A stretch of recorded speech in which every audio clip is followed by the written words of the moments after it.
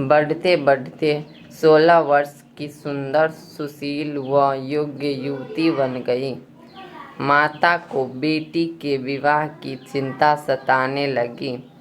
एक दिन उसने ऋषि से कह डाला, सुनो, अब हमारी कांता विवाह योग्य हो गई है, हमें उसके हाथ पीले कर देने चाहिए। तभी कांता वहां आ पहुंची। उसने अपने केसों में फूल गूंथे रखे थे। चेहरे पर यौवन दमन रहा था। ऋषि को लगा कि उनकी पत्नी ठीक कह रही है। उन्होंने धीरे धीरे से अपनी पत्नी के कान में कहा, मैं हमारी बेटी के लिए अच्छे से अच्छा वर ढूंढ निकालूंगा। उन्होंने अपने तपोबल से सूर्यदेव का आवाहन किया।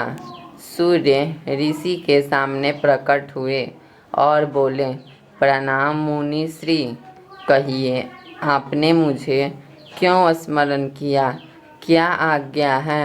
ऋषि ने कांता की ओर इशारा करके कहा, यह मेरी बेटी है, स्वर्ग गुण सुशील है। मैं चाहता हूँ कि तुम इससे विवाह कर लो। तभी कांता बोली, तात, यह बहुत गर्म है, मेरी तो आंखें चुंधिया जाएगी। इनसे विवाह कैसे करूं, न कभी इसके निकट जा पाऊंगी न देख पाऊंगी। ऋषि ने कांता की पीठ थपथपाई और बोले, ठीक है, दूसरे और श्रेष्ठ वर देखते हैं। सूर्यदेव बोले, ऋषिवर, बादल मुझसे श्रेष्ठ है, वह मुझे भी ढक लेता है, उससे बात कीजिए।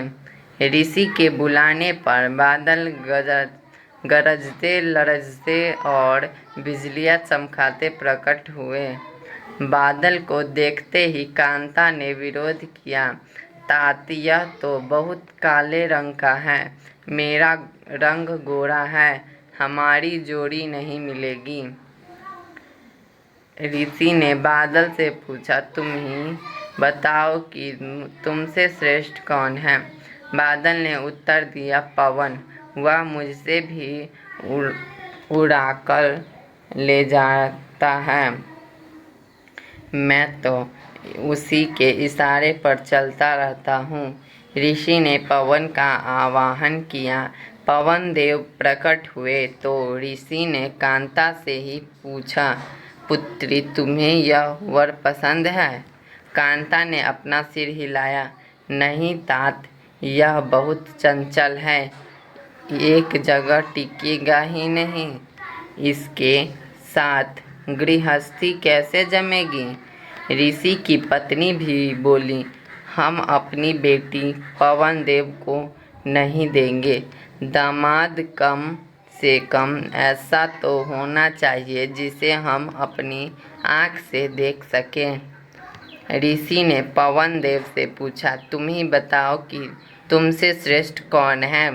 पवन देव बोले, ऋषिवर, पर्वत मुझसे भी श्रेष्ठ है, वह मेरा रास्ता रोक लेता है।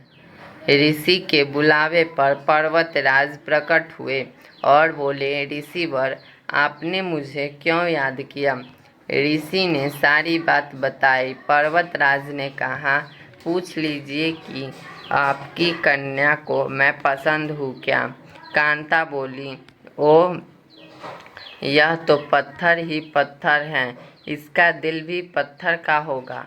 ऋषि ने पर्वतराज से उससे भी श्रेष्ठ वर बताने को कहा तो पर्वतराज बोले, चूहा मुझसे भी श्रेष्ठ है, वह मुझे भी छेद कर बिल बनाकर उसमें रहता है। पर्वतराज के ऐसा कहते ही एक चूहा उनके कानों से निकलकर सामने आ कूदा। चूहा को देखते ही कांता खुशी से उछल पड़ी। तात तात, मुझे यह चूहा बहुत पसंद है।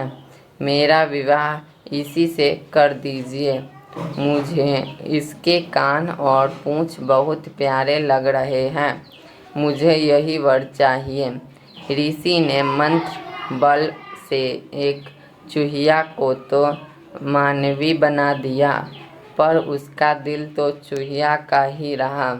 ऋषि ने कांता को फिर चूहिया बनाकर उसका विवाह चूहे से कर दिया और दोनों को विदा किया। सीख, जीवन जिस योनि में जन्म लेता है उसी के संस्कार बने रहते हैं। स्वभाव अपनी नकली उपायों से नहीं बदले जा सकते। चलिए, तो वीडियो अच्छा लगा हो तो लाइक और चैनल को सब्सक्राइब ज़रूर कर दीजिएगा। मिलते हैं नेक्स्ट वीडियो में।